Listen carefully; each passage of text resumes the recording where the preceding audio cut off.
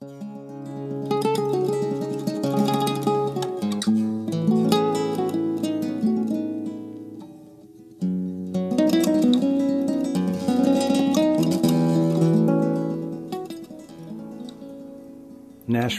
is my hometown.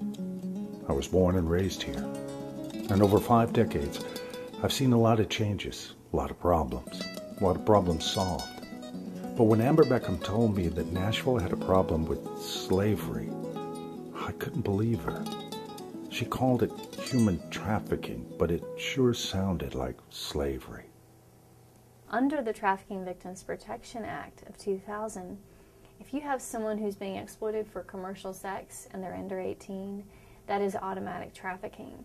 And here in Nashville, we have seen that. We have had young women, not just international women, but American women, young women who've run away from home in another state and found their way here to Nashville.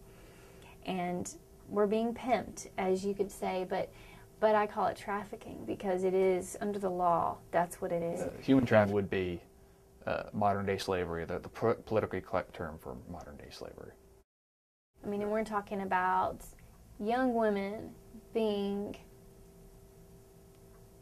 abused and sold at the hands of these exploiters. She was their property. I'm a vice detective here in Nashville, and it's been my experience over the past 8 years in the police department that human trafficking does exist. It is a problem, and it's going to continue to be a problem unless we address it. Prostitution, what I deal with mostly, but this is not sex. It's working in sweatshops. But what I deal with mostly is prostitution. Then Amber and the police officers took me to a safe house where a young woman was living who had recently been freed. We'll call her Esperanza. He told me he could help me with my family.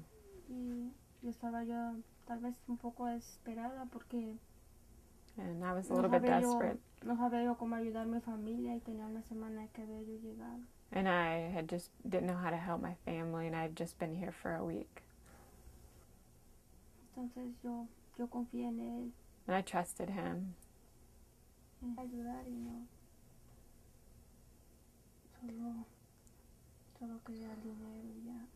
I thought he was going to help me, but all he wanted was money.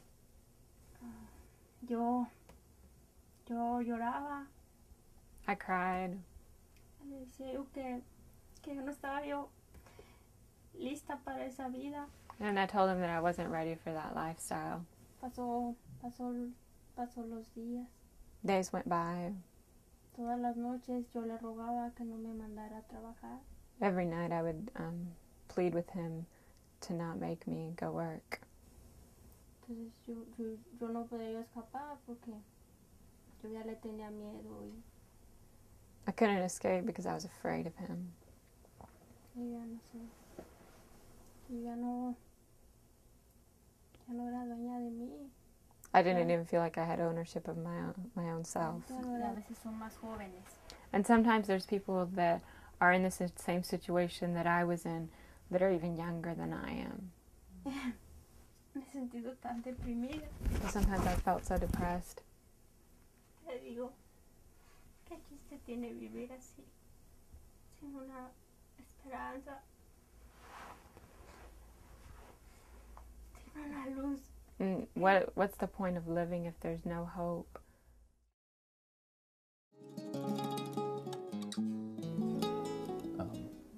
Even when the police get there, a lot of people from the countries just, even in their countries, they may have corrupt police, and they're told that there are corrupt police here, and the police department here is not, not people you can trust. The victims do not usually look at police officers as a friend, and so you have to have somebody as a liaison. Nashville's Amber Beckham has a go-between to set up housing, clothes, food, jobs, visas.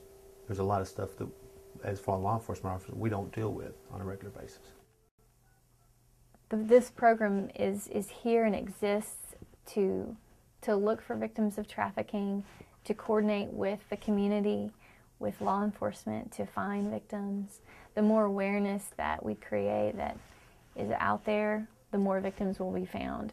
Until more people in Middle Tennessee know what this problem is and know how to identify it and that it actually exists here, right down the road, then we're not going to be helping people. We're not going to be rescuing these people. The Nashville Rescue and Restore Coalition is a group of nonprofits, families, churches, individuals who are coming together to help Amber, to help Esperanza, and the other victims of human trafficking. They are trapped in a nightmare, and that nightmare is playing out here in Nashville. Two of my daughters have traveled overseas, and I couldn't imagine the anger and fear I would have if all of a sudden they were kidnapped, and I couldn't get in touch with them, and I'd have all kinds of fears of what would be going on with it. And I would hope that somebody, some man or woman in that country, would be as incensed with that activity going on over there as I am over here and try and do something about it.